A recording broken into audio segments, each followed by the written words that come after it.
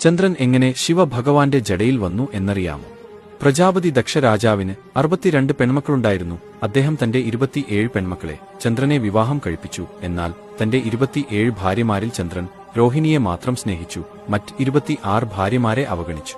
ഭർത്താവിന്റെ പക്ഷപാതപരമായ സ്നേഹം സഹിക്കാൻ കഴിയാതെ 26 ഭാര്യമാരും അവരുടെ പിതാവായ ദക്ഷനെ സമീപിച്ച് ചന്ദ്രനെക്കുറിച്ച് പരാതിപ്പെടുന്നു. ദക്ഷൻ ചന്ദ്രനോട് കോപാകുലനാകുകയും ചന്ദ്രൻ എന്നേക്കുമായി ക്ഷയിക്കാൻ ശപിക്കുകയും ചെയ്യുന്നു. ദക്ഷന്റെ ശാപം പ്രവർത്തിക്കാൻ തുടങ്ങി. പതുക്കെ ചന്ദ്രൻ വേദന അനുഭവപ്പെടാൻ തുടങ്ങി. ക്രമേണ മങ്ങാൻ തുടങ്ങി. നാരദ മുനി ചന്ദ്രനെ സമീപിച്ച് പറഞ്ഞു, ദക്ഷന്റെ ശാപത്തിൽ നിന്ന് നിന്നെ രക്ഷിക്കാൻ കഴിയുന്ന ഒരേയൊരു ദൈവമേയുള്ളൂ. അത് മഹാദേവനാണ്. ദക്ഷൻ ശിവന്റെ ഭക്തനാണ്.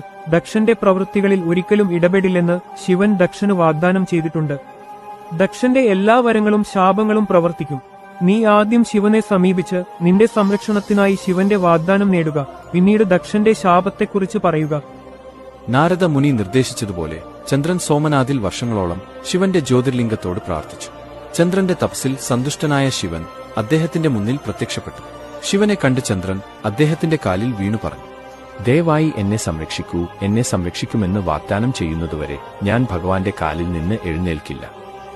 അങ്ങനെ മഹാദേവൻ വാക്ക് നൽകുന്നു. തുടർന്ന് മുഴുവൻ കഥയും ശിവനോട് പറയും.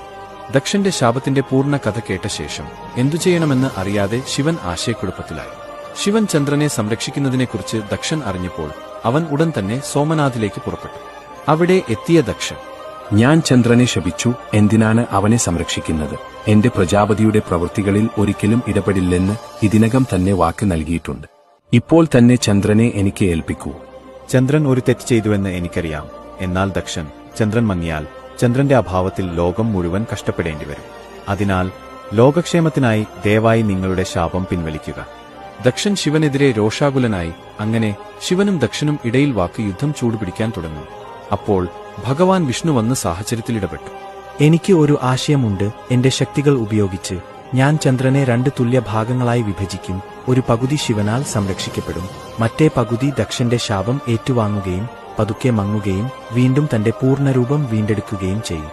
ശിവനും ദക്ഷനും ഭഗവാൻ വിഷ്ണുവിന്റെ ഈ നിർദ്ദേശത്തിന് സമ്മതിച്ചു. അങ്ങനെ ശിവൻ ചന്ദ്രന്റെ ഒരു പകുതിക്ക് തന്റെ മുടിയിൽ സ്ഥിരമായ സ്ഥാനം നൽകി. അങ്ങനെ ചന്ദ്രശേഖരനായി.